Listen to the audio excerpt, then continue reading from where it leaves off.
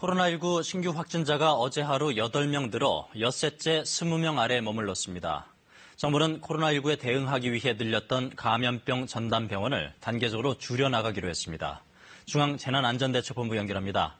이승훈 기자, 신규 확진자가 다시 10명 아래로 내려갔네요. 네, 어제 11명에서 오늘은 8명으로 내려갔습니다. 최근 엿새 동안 10명 안팎의 비교적 안정적인 수준을 유지하고 있습니다.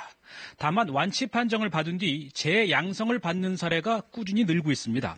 오늘 기준 재양성 환자는 모두 222명으로 하루 만에 15명이나 늘었습니다.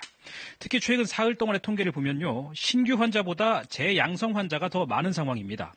다만 재양성 환자로 인한 추가 감염의 위험은 아직까지는 높지 않아 보입니다. 방역당국은 재양성 환자 39명을 대상으로 바이러스 배양 검사를 했는데 1차 검사 결과 감염력을 가진 살아있는 바이러스는 39건 모두 검출되지 않았다고 설명했습니다. 참고로 현재 코로나19를 진단하는 PCR 검사는 죽은 바이러스라도 유전자가 남아있으면 양성으로 진단될 수 있습니다. 정부가 이제 감염병 전담병원을 조금씩 줄이기로 했죠? 네, 현재 지정된 코로나19 감염병 전담병원의 병상이 7,500여 개인데요. 현재 환자 추세로 봤을 때 다소 많다고 판단한 겁니다. 병상을 좀 조절해서 이제 다른 환자들도 돌볼 수 있게 하겠다는 취지입니다. 우선 오늘 확진 환자가 없는 병원 12곳 682개의 병상이 감축됐고요. 2차로 이달 안에 요양병원과 산재병원, 또 현재 가동률이 5% 이하인 11개 병원을 대상으로 병상이 추가로 줄게 됩니다. 다음 달 초에는 대구, 경북과 수도권을 제외한 12개 시도를 대상으로 3차 감축이 이루어지고 이후로 4차 감축까지도 진행됩니다.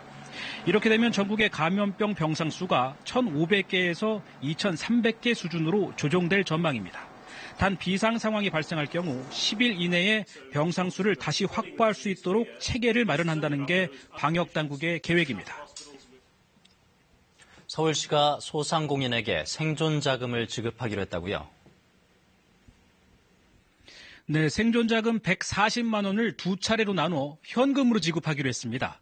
대상은 서울시에 등록된 자영업자나 소상공인 가운데 지난해 연 매출이 2억 원 미만인 곳입니다. 단 유흥과 향락, 도박 같은 업종은 제외되고요. 올해 2월 29일 기준으로 6개월 이상 사업 경력이 있어야 합니다.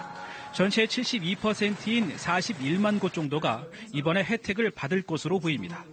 서울시는 기존 융자 중심의 간접 지원이 아닌 임대료나 인건비 같은 고정 비용에 활용할 수 있도록 현금을 직접 지원하는 것이 이번 대책의 취지라고 설명했습니다. 지금까지 중앙재난안전대책본부에서 KBS 뉴스 이승훈입니다.